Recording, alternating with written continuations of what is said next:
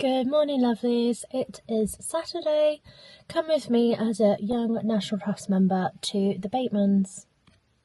If you didn't know, the Bateman'S was writer and poet Rudyard Kipling's family home. It is located in Burwash, East Sussex. As a National Trust member, this visit was completely free, both admittance and parking, which when you think about it is such a steal for only £4 a month. As you can see on the map, the Bateman'S is a huge estate. Looking at the gardens and the house, it is so clear that the National Trust really cares for the conservation of this property and its land. Cheeky little squirrels made my day. They were looking to see if they could sneak a berry or a bit of fruit when the gardeners weren't looking, and then they were running along the fence with it. I have been reflecting on since this visit is how our environment is just so influential in shaping how we see and experience the world. I think for me, although I've been slow to realise it, spending time outdoors doing things I love, like reading a book, was really positive for my mental health and almost shapes the way that my week goes.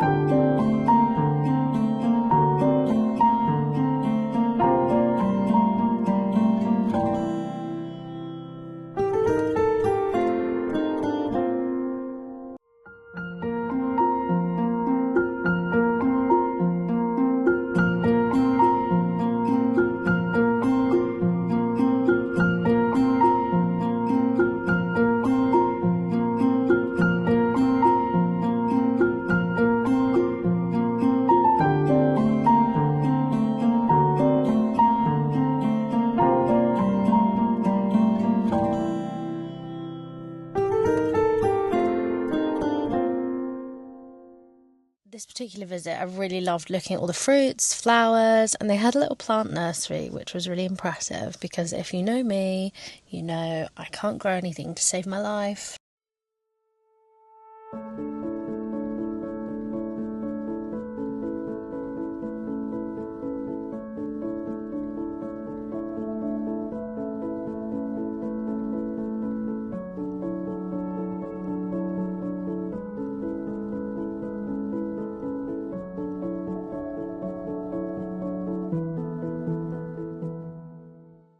One of my favourite flowers were these little pink fuzzy things. I've done so much research since I've got home, but I literally cannot find what they're called. So if you do know, please tell me, because they were so interesting. And I thought, although they looked spiky, they were actually really soft. Got to the Bateman'S around 11 a.m, so it was relatively early as the house had only just opened, which meant for me it was not too busy and I could get plenty of footage of the things I wanted to, and I could kind of map out where things were before I started on the house.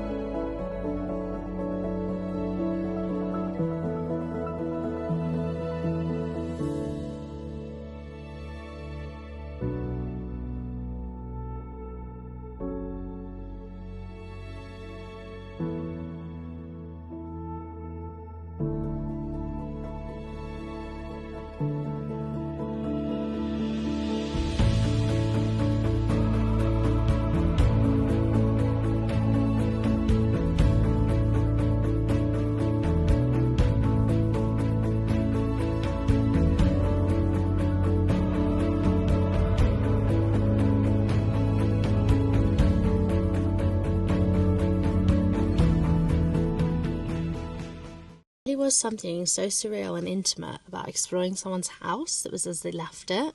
The Bateman'S estate was given over to the National Trust in 1939 when Caroline Kipling died, only 3 years after her husband. I really did like the Jacobean architecture and shape of the house. It felt quite balanced and aesthetically pleasing from the outside.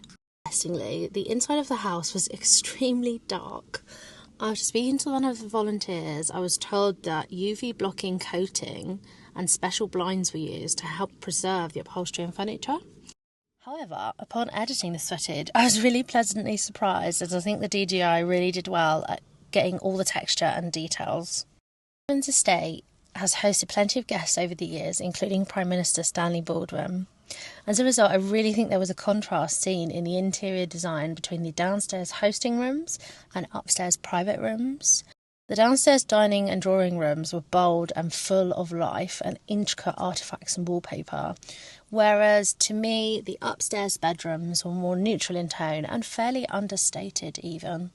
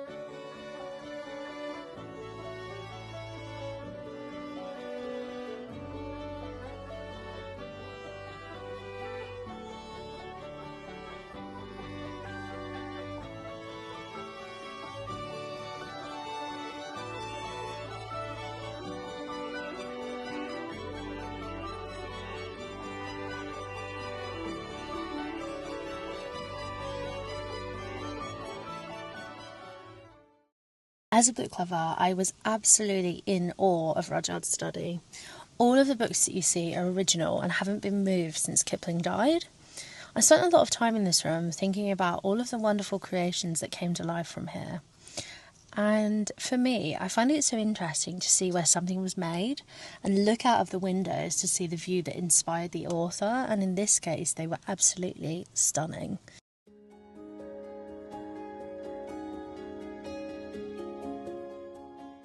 My understanding, the upstairs exhibition room originally was Rudyard and Caroline's bedroom. However, it was really amazing to see how much of the Kipling legacy was conserved so beautifully. Side note, there were a few artefacts that initially were shocking to me. For example, the ivory letter opener or the engraved tiger claws. Now, as said in this disclaimer at the start of this video, I think bearing in mind Rudyard was born in 1865 in India, this type of hunting was unfortunately commonplace. That's not to say that it's right, but I just think it was worth mentioning because I really had to take time to do research and look into this further, and Although not something I can agree with, I can appreciate how the exhibition was completely original.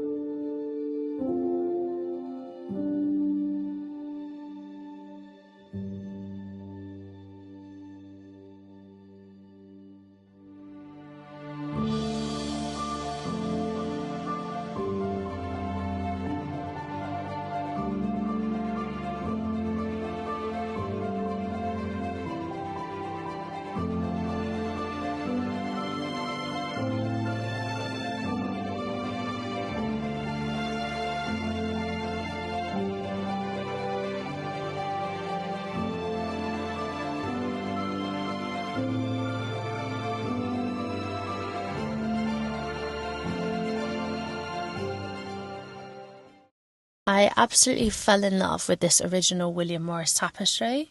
Rudyard and Caroline Kipling originally moved to the Bateman'S in 1902, which was 3 years after their eldest daughter Josephine died at the age of 6 from pneumonia. I found it so touching that despite her never living here, Josephine had her own bedroom full of all of her original furniture. There was a strange feel to this room. Although it was full of furniture, it really felt empty, which was such a contrast to the other rooms in the house that felt so warm and alive.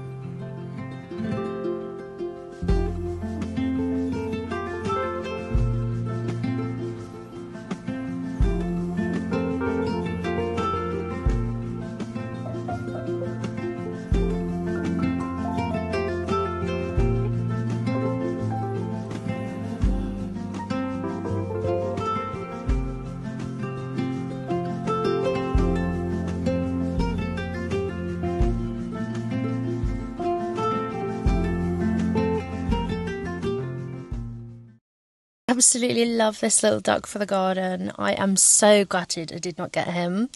I really hope someone buys him and gives him a good home.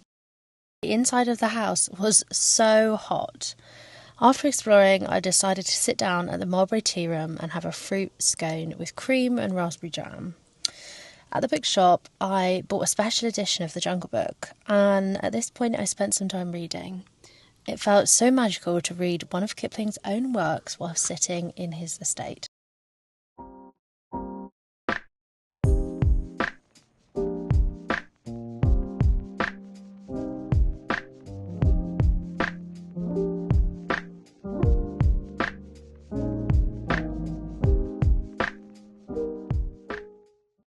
After this, I made the journey towards the park mill. I was absolutely stunned by these beautiful flower beds on the pathway, and I really have never seen such a variety and selection of flowers in one place.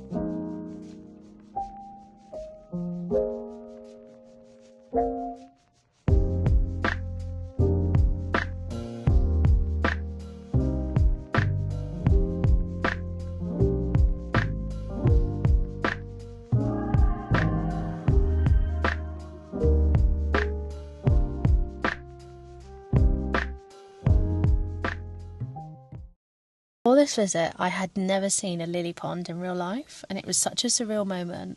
I couldn't believe my eyes, to be honest. They looked so soft, and I really wanted to see one up close. This pond and rose garden drew inspiration from one of Kipling's hand-drawn designs.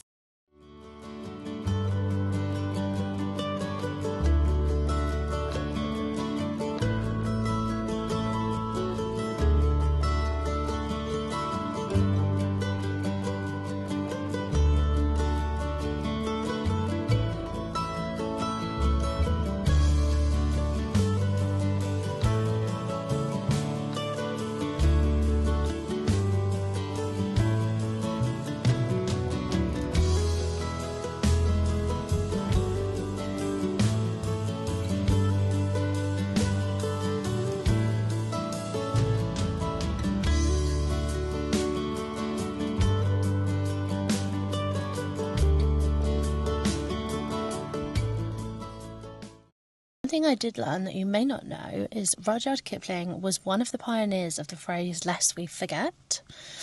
Tragically, in 1915, his son John went missing during the Battle of Lewes, and I do believe that this, along with the loss of his daughter, really showed in the portrait paintings of himself throughout the house. There was definitely a stark difference, and I think they became more sombre and vacant. Interestingly, Park Mill was built in 1750, and when the Kipling family moved to the Bateman'S, it became a flour mill and still runs to this day. Unfortunately, at the moment, the mill only functions once a week as it needs further refurbishment, and I think this is during the week, not when I went on the Saturday. As well as the house, the ceilings in the mill were very low. I was nearly touching them, and I am only 5'5", so this was really funny. I was told that Rudyard Kipling was actually very short, and that's why the ceilings are so low down.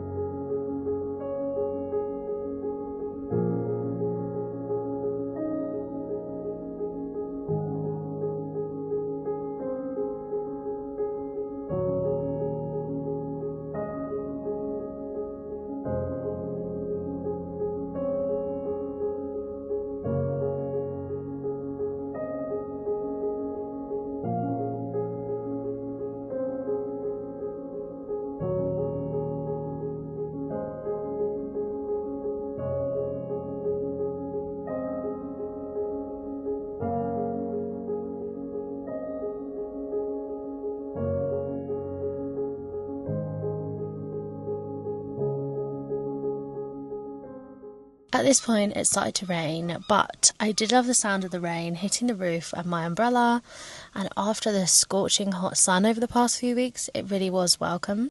Overall, I had an amazing visit to the Bateman'S, and I think the National Trust staff was so knowledgeable and welcoming, which really elevated my whole experience. It was great to be able to ask questions and have conversations about the artefacts and the estate itself.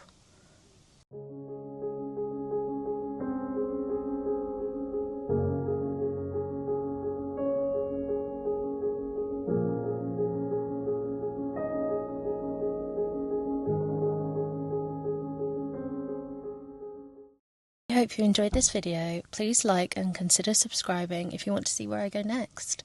It means a lot to me as someone just starting out YouTube. Thanks, bye!